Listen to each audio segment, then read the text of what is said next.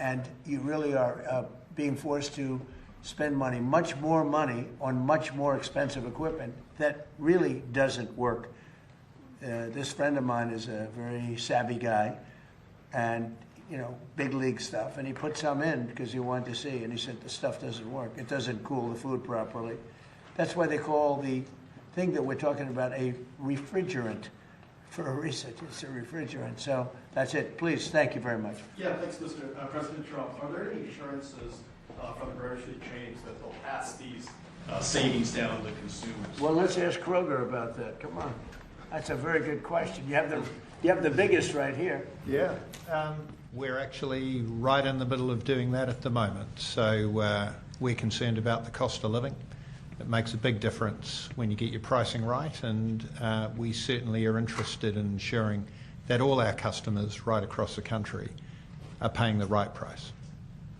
If it were the right thing to do, if it would be, bad for the environment what they had, I'm all for it. I'm all for that stuff. But when you're forced to put in very inferior equipment that's not going to work, you're going to be wasting a lot of food product because it doesn't cool the food properly.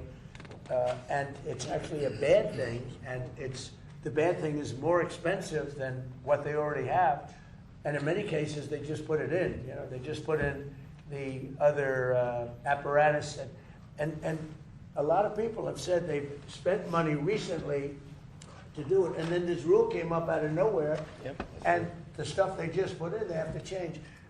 I'd be all for changing if it was good, even if it was a little bit good. But this is actually bad. Yeah, do you not have any environmental concerns, though, with this? No, there is no environmental concern. And Lee covered that really well. There's no environmental concern. It's not going to have any impact on the environment. Mr. President, with many Americans concerned about affordability ahead of the midterms, there is some backlash among Senate Republicans to some of the other priorities, the ballroom and the anti-weaponization fund. You clearly still have a stronghold in the Republican Party. Your candidates did very well this week during the primaries.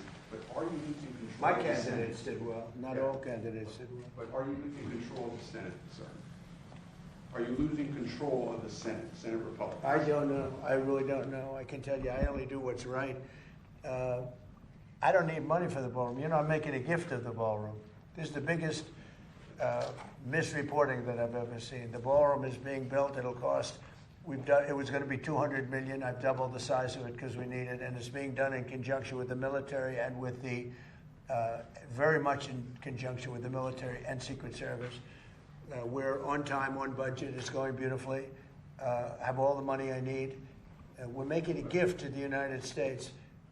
They came along and they said we want to make it the White House overall more secure, and I understand that. Not for me, because I'll be gone. I'll be gone, and you'll have somebody else in for hopefully hundreds of years. But that's what they're doing it for. The ballroom is paid for. It's a gift. I mean, I want to make it clear because so many people say, I thought you were giving this away. And all of a sudden, the money that they're spending is for security, having to do maybe around the ballroom and other parts of the house. But this is not for the ballroom. The ballroom is being a tremendous amount of what's being done with respect to the ballroom is for national security, including, as an example, a drone port on top of which was top secret until litigation made it less than top secret. But we have a drone port. We have the glass that's 4 inches thick, bulletproof glass. We have bulletproof walls. We have things. You need a place like this. But this is being made as a gift from me and other people that are great patriots that spend a lot of money. We're building what will be the finest ballroom anywhere in the world. If they want to spend money on securing the White House, I think it would be very, very much a good expenditure. But the ballroom is being built. But what if Congress doesn't sign off on the security money, sir? Then the White House won't be a very secure place. But then regarding Cuba, there was an aircraft carrier that just arrived there this week, the Nimitz aircraft carrier. Are you sending that there to intimidate the Cuban government? No, not at all. The Cuba, look, it's a failed country. Everybody knows it. They don't have electricity. They don't have money. They don't have really anything. They don't have food. And we're going to help them along, and we're going to help them because number one, I want to help them. I don't want to on a humanitarian basis, but We have the Cuban-American population, much of it living in Miami and Florida. That's a great group of people, amazing group of people, industrious, they're great Americans. They've wanted this to happen. They want to go back to their country. They want to help their country. I hope they're going to stay here, but they want to go back. They want to invest in their country and, see if they can bring it back. Other presidents have looked at this for 50, 60 years doing something, and it looks like I'll be the one that does it, so we'd be happy to do it. We want to open it up to Cuban Americans where they can go back and help. The DNC released a report this morning, their report on the last election on why you won and Democrats lost. One thing that it mentions is how they failed to reach Middle America, Southern Americans. Do you think they've learned lessons from that election, and have you seen that report? I think the elections are so rigged, and we have to do something about it, and we're going to do something about it, but we cannot continue to have, and frankly, the Senate and the House, they ought to get together and they ought to pass the Save America Act so that you have voter ID, and it's so important you have proof of citizenship, little thing like proof of citizenship, and also mail-in voting, which is so crooked. So in Maryland, as you probably saw, they had 500,000 mail-in votes that were corrupt. They were corrupt. They said the printer made a mistake. Don't believe that. And they got caught with 500,000 mail-in ballots that were corrupt. We've got to stop it. We have a country that has a very corrupt, we have more corrupt elections than third world countries have. And we ought to get smart. Pass the Save America Act. That'll be a long way. You have voter ID, voter identification. The Democrats don't want to pass. Now, I'll tell you what, the Democrat voters do want to pass, 87%. But the Democrat politicians don't want to pass. And the reason is they'd never be elected again. Because with their policy of open borders, transgender for everyone, I call it transgender mutilization of your children for everybody, men playing in women's sports, all of the stuff that they do, high taxes. They want a tax hike. They voted in favor of high taxes. They voted against a tax cut. They voted in favor of men playing in women's sports. I don't know what these people are thinking. The only way they can win is to cheat, and that's what they want to do. And we ought to pass the Save America Act. Yeah, please. Yes, Mr. President. I have two questions for you. One of them, which you love. First about the ballroom, and the second about Iran. First, I'm curious, what is the stone that you're going to be using? And I asked that for a reason, because I live in Stafford County, and you know a lot about history and stuff like that. So you know the stone that was quarried for the Capitol and the White House is from Stafford County. They still have quarries, so down there. We're using marbles and granites, mostly marbles and granites. All right, excellent. And then my second question is, the Vice President mentioned the other day there will be accommodations, they were willing to make accommodations with the Iranian deal. Could you kind of expand on those possible accommodations? Does that include... When you say combination of what? Accommodations, he's talking about accommodations as far as making a deal going. Is that... I don't know, I can't tell you. Right now we're negotiating, and we'll see. But either we're going to get it one way or the other. They're not going to have a nuclear weapon. You know, when people hear it, because oftentimes they won't put up the second part of the sentence having to do with, I'll say, this is more important than anything that we have to talk about, and usually they'll cut it off, the fake news. I said, because this is the nuclearization of a country that some people would say is somewhat crazy, and we cannot let Iran have a nuclear weapon. That's all it is. We can't let it. You will have a nuclear war in the Middle East, and that war will come here. That war will go to Europe. We cannot let that happen, and it won't happen. It's not going to happen. That's more important than anything else. We can't. I can think of nothing that's more important than the fact that we cannot let Iran have a nuclear weapon, and we won't. Yeah, Jeff. Following up on that, sir, Iran is negotiating with Oman to set up a formalization of charging tolls in the Strait of Hormuz. Is that acceptable to you? Well, we're looking at it. We hear about it. They've negotiated. They've had a relationship with them before, and we'll see. We have total control of the Strait of Hormuz, as you know, with our blockade. The blockade's been 100% effective. Nobody's been able to get through. It's like a steel wall. It's our Navy. We have the greatest military anywhere in the world. We wiped out their Navy. We not wiped out their air. I think they're down to about, I would say we knocked out 85% of their missile capacity. It's very hard for them now to build missiles, to build drones. We have great drone technology, anti-drone technology now that frankly, we didn't have even 2 months ago. We have unbelievable drone technology, both for making them and also for knocking them down. But look, we're going to either make sure they don't have a nuclear weapon, or we're going to have to do something very drastic. And the people of the country, I believe when it's put to the people of our country, they will all agree that we cannot let Iran have a nuclear weapon. Yes, Daniel? Just let me just, there's one follow-up on that. How do you want things to end up with the Strait of Hormuz, though? Would you like them to have... Well, we want it open. We want it free. We don't want tolls. It's international. It's an international waterway. They're not charging tolls. Right now, they are losing $500 million a day is what it's projected. I don't know, it sounds like a lot of money, but whether it's 500 or 200 or 300, they're losing a lot of money. There hasn't been a ship that's been able to get through without our approval. And the Navy has done an amazing job. And no ship is going to Iran, as you know. No ship is going to, or out of Iran without our approval. Can they keep their highly enriched uranium? No, we get the highly enriched. We will get it. We don't need it. We don't want it. We'll probably destroy it after we get it, but we're not going to let them have it. Okay? Mr. President, I have two questions. First on deregulation, the second on the Supreme Court. You, coming from business, you've seen the effects of what unnecessary red tape can do to business. Do you believe that given the amount of deregulatory actions taken along with this, the going back to the endangerment finding, the CAFE standards, the tax cuts and tariffs, do you believe that you've made the United States the most pro-business, pro-investment country in the world? Yeah, thank you very much for that question, because we are. For every one new regulation that we add, we're getting rid of 20 to 30 to 40, and now it's actually at even a number. In my first term, for every regulation that was added, we got rid of a minimum of 10. And I understand, Lee, that it's up to 43 or 44 right now. So if we add a regulation, we get rid of 43, 44. We're making it a much more pro-business, pro-people. You know, regulations are very costly for the people. They're bad for everybody. They're bad for jobs, bad for everybody. And we have, as of today, we have more people working in the United States than at any time in the history of our country. To me, it's one of my favorite stats. But we have more people today working in the United States than at any time in the history. And this is with the Iran conflict. That'll end soon, very soon.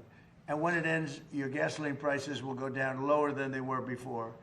You know, I left Iowa a few months ago, and gasoline was at $1.85 a gallon.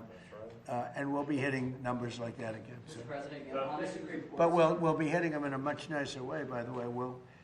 We will be hitting them, and we will have a country that will not have a nuclear weapon. Yeah, Daniel? So one is today. Yeah, let me just finish with him. On the Supreme Court, sir, we're still waiting for the decision on birthright citizenship. Yeah, birthright. You attended the oral arguments of that. Can you just explain what's at stake with that decision, sir? It's a big decision that we're waiting for from the Supreme Court. We had a terrible tariff decision. They cost our country a fortune. They said do it a different way. We're doing it a different way, but we're going to most likely have to pay back $149 billion. All they had to do is put a little sentence in there, half a sentence, saying that any monies paid don't have to be paid back. You know, you're talking about the people in many cases that hate our country. Give them back money. It was a terrible decision. And it's not going to affect because we do the tariffs a different way. The tariffs are what's bringing in all of this money. It's really made our country rich, modernly rich. Now we have another one coming up, which is birthright citizenship. And we're the only country in the world that has it. You step into our country and you're all of a sudden a citizen. You come in a certain way. This was not meant for Chinese billionaires to have their children become citizens of our country. This was meant, or other rich people, poor people. This was meant for the babies of slaves. This was signed right after the Civil War. You look at the dates alone, immediately after. This was having to do with the babies of slaves. And people have used it. And if this is allowed to stand, it will be a disaster economically for our country. And you'll have 25% of the people coming into our country coming in through birthright citizenship. And we won't have any control. This decision by the Supreme Court is a very big one. They'll probably rule against me because they seem to like doing that. You know, frankly, I'm not happy with some of the decisions. Look at NIL. Look what they've done. Look what the courts have done to college sports.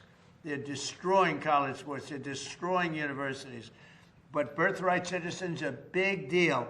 And literally, if that's allowed to stand, and again, this was a civil war. This was right after the Civil War, and it has to do with the babies of slaves. It doesn't have to do with the babies of very rich people coming into the country. One of them came in with 57 children, okay, 57 children. They're using the system, and it's usually people that hate our country, if you want to know the truth. Birthright citizen is done by no other country in the world the way we're doing it. We're a laughingstock. And if the Supreme Court approves that decision, they have done a great disservice to the United States of America, just like they did a great disservice by costing us $149 billion on tariffs by saying do it a different way. Get the same result, do it a different way. We should have won that decision. We had a very strong, very powerful dissent. We had 3 dissents. So it wasn't like a unanimous decision by any means. We had very powerful dissents. When you read that dissent, people that read that dissent say you really should have won this case. We should have won that case on tariffs. That case cost our country $149 million. It goes to people that hate our country. So now we have another one coming up, birthright citizenship. It would be a disgrace. It would be a disgrace if the Supreme Court of the United States allows that to happen. Remember what I said, 20 to 25% of the people coming into our country will come in through birthright citizenship. They'll become citizens through birthright citizenship, and it'll cost us numbers that are, I don't even think they're doable. And it's all up to a couple of people, and I hope they do what's right. Birthright citizenship is a disgrace. The fact that, look at the people that are bringing the suit. Study the people that are bringing the suit. These are not people that love our country, I can tell you that.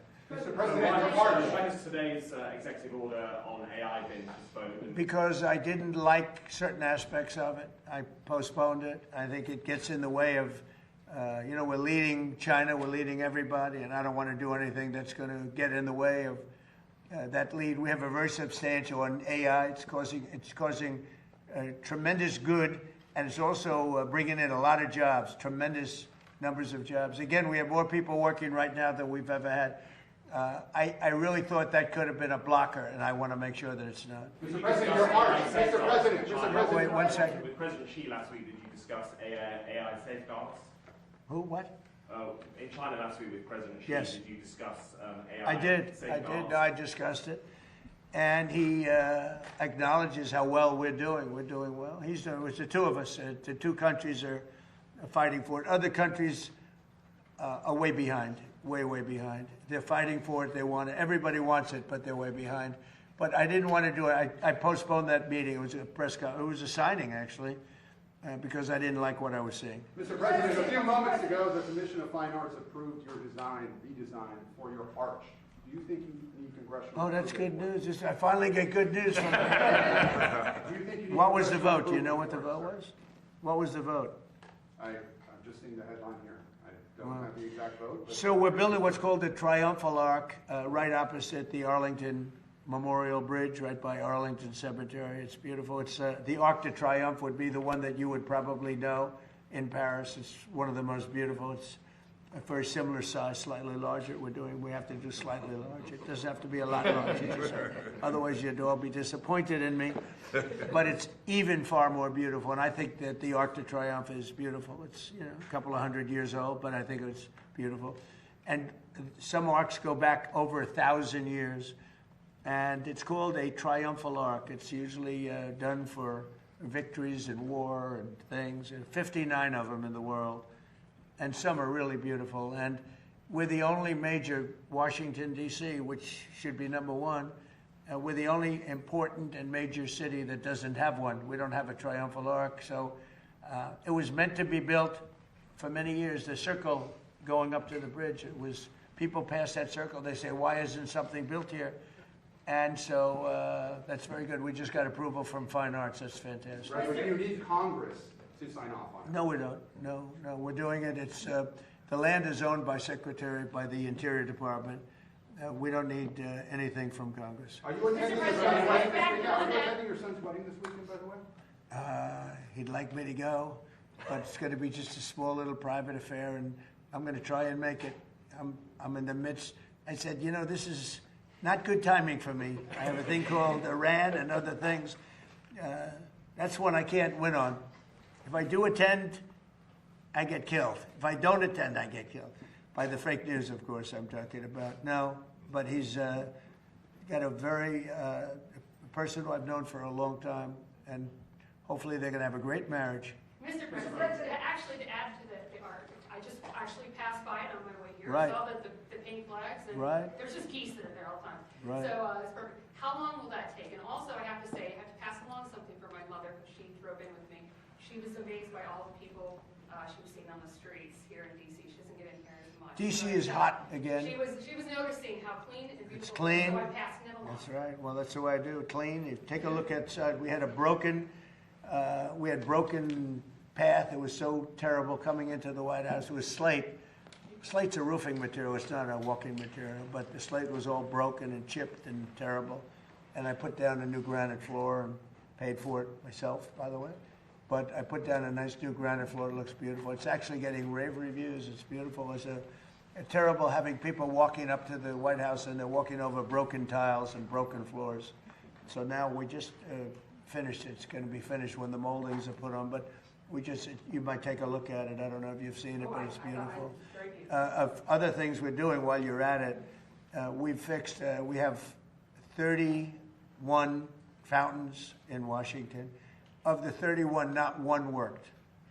Now we have 21 working, and the others are going to be fixed. And people are calling and saying, it's amazing what's happened, the fountains. And they're working top level. And my most exciting is the reflecting pool between the Washington Monument and the Washington Monument, Lincoln Memorial. It's 2,500 feet long by almost 200 feet wide. It's a massive structure, if you think of it. It's taller than the tallest building in the world. If you sat the building down, the tallest building in the world would not reach the end of it. It's a very big thing. It hasn't worked properly since it was built in 1922. President Obama and Biden spent hundreds of millions of dollars trying to fix it. They didn't. Of course, they couldn't do that. They didn't fix it. It was a mess. So mostly they turned it off, collecting garbage. It looked horrible. And we are very close to getting it finished. And when it's finished, it'll be beautiful. It'll be blue water, dark blue. We call it American flag blue because that's the name of the color that we chose. American flag blue. Can't do better than that. It's a rich, dark blue. And it'll be, I think, very reflective, very, very good. Big project. I decided to do a much bigger job. I was going to just get it open. But I said, let's do it right. Let's get it open and let's have it be good. Because President Obama, President Biden spent hundreds of millions of dollars, much more than 100 million, but hundreds of millions. It never worked. In fact, when they finished it, it was much worse than it was before. It leaked at a higher level. They would have to fill it up every single day with water. The whole thing was ridiculous. So they ended up turning it off. And it became like a garbage dump. Well, it's pretty close to finished. So they had estimates of $350 million to fix it. I'll be doing it for a tiny fraction of that. A bigger job than I originally thought I'd do it for $2 or $3 million, just do a base. But now we're fixing up the exterior of it. So we'll probably be in there for less than $20 million. And the estimate was going to be using a different method, 350. It was going to take 4 years, 350 million. I'll be doing it in basically a couple of months for less than $20 million. That includes all of the exterior base, which I never included in my original numbers. When I went there last week, I saw the exterior was in very bad shape, as well as the interior, so I said, we're going to fix that too. The stone. It's going to be beautiful. When that's done, you might see it. It's probably 3/4 done. We have rain delays. We get a lot of delays, but that will be something special. The reflecting pool in front of the Lincoln and Washington monuments. I think it's going to be incredible. It's largely done. If you want to go see it, you can see it before we put the water in. The key is to have it done before July 4th. We want to see if we can have it done before July 4th. But we have about 20 or 21 of the water features in Washington open. And I can say we top of the line. They look better than they did the day they were built. Some of them have been closed for 25, 30 years. There's been no water for 25 or 30 years. And they're really beautiful. Some of the fountains are as beautiful as I've ever seen. And you probably see them. And in addition to that, you brought up something. Washington, D.C. is now a safe city. We had a city that was one of the most unsafe cities anywhere in the country. And now it's considered a very safe city. Restaurants are opening. Restaurants were closing. You couldn't go to a restaurant. The restaurants were closing all over because of the danger from during the Biden administration. Now you have restaurants opening. It's thriving, and it was very nice that you said that. I like this reporter. No, it's nice. We have a vibrant city again. People are going out. I have a lot of people in the White House. Every time I see somebody, they thank me. And I know immediately what.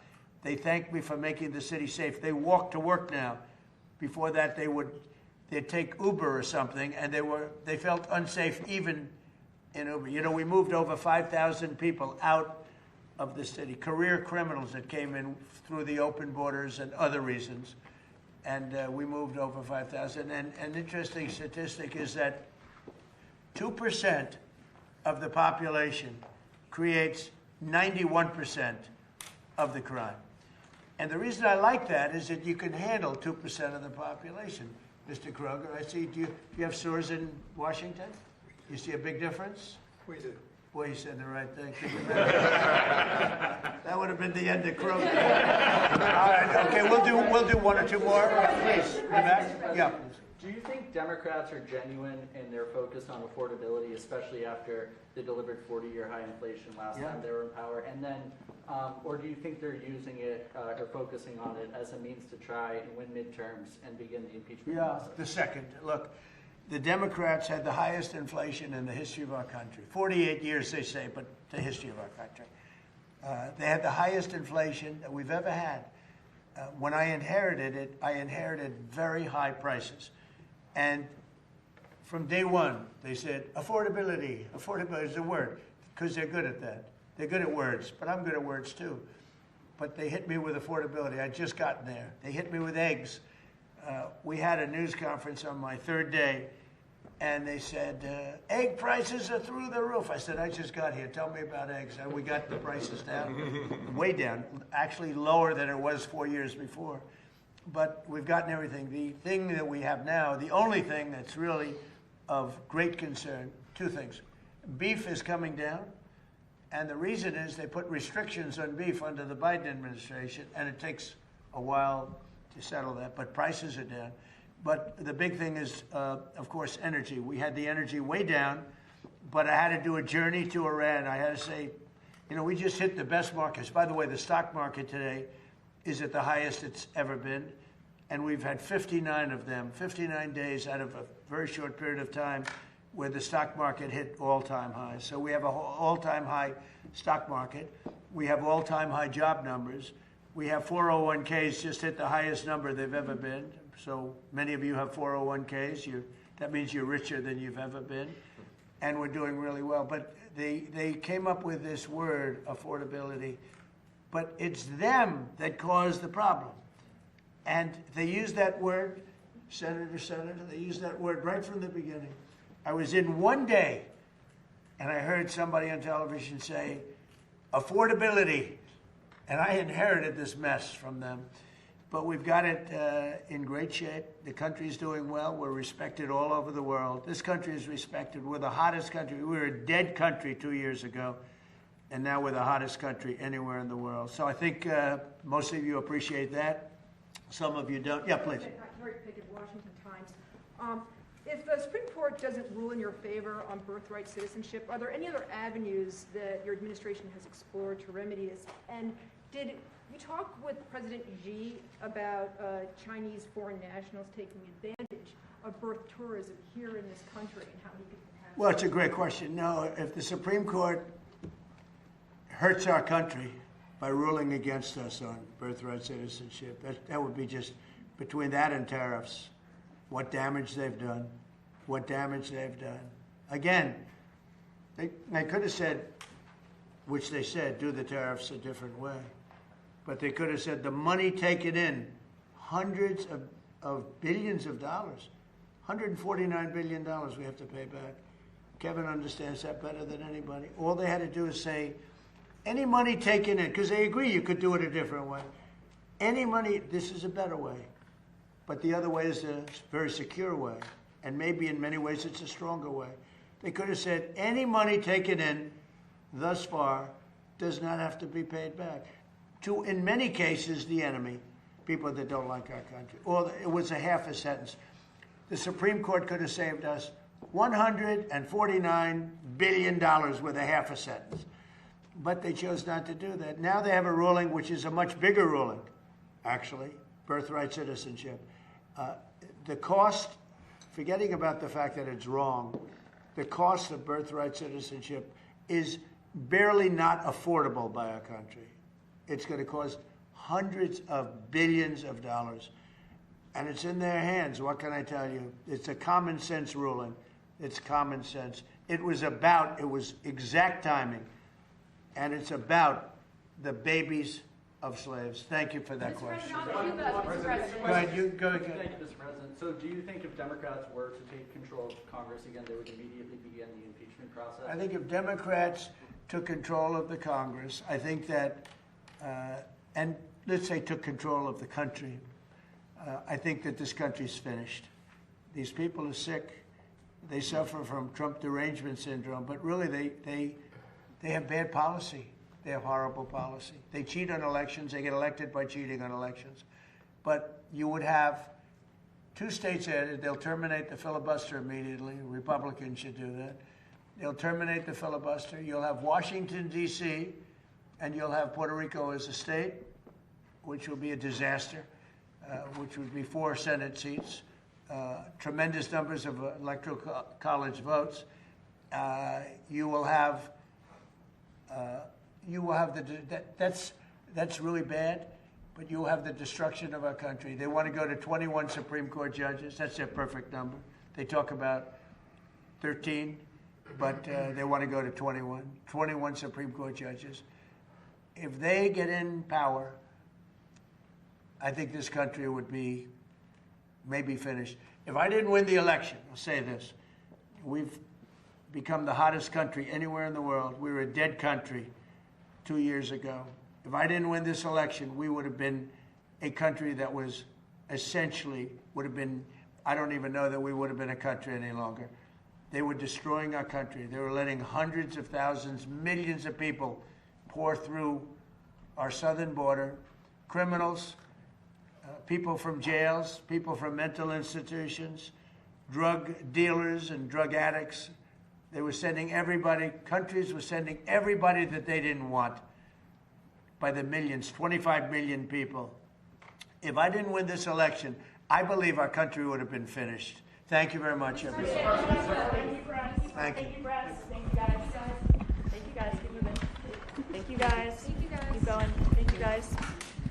Press. Come on, guys.